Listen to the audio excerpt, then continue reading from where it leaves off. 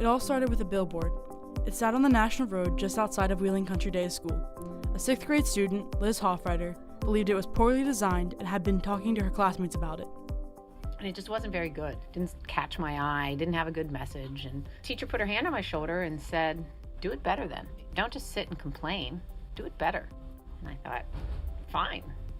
So sure enough, I went home and created an ad campaign for what was at the time a bank, and showed it to the teacher, and she said, "That's good, but that's not enough. You need to submit it." But it worked, and the ad agency made a billboard out of my idea.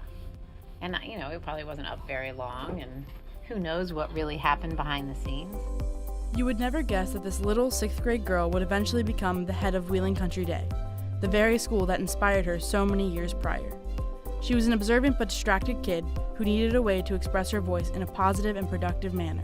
Wheeling Country Day School helped her develop her talents and skills that would lead to be a productive and satisfying life. A single teacher can light a spark that only grows. In 2007, Liz was asked to be the interim head of the school. She rejected this offer for personal reasons. When she eventually accepted the role in 2009, there were no teachers remaining from her childhood. However, the essence of the school remained the same, prevailing through the idea that the teachers believed in the children, and the children believed in learning. When Liz took over, she was driven by the idea that the children should know they have a voice, and if they apply it to their passions, they could achieve greatness, and realize there is joy in learning. She felt as though she owed it to the community and the children to give back to them what was given to her during her time here as a student.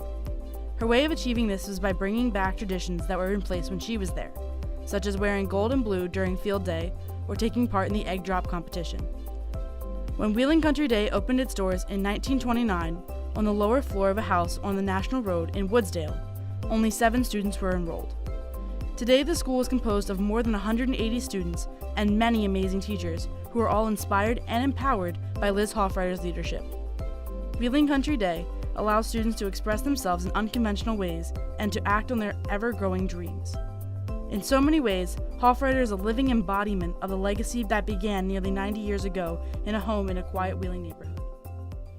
But Wheeling Country Day is about it's possible here, because this is about the dream of being who you are, which is a better dream than anything I could ever imagine.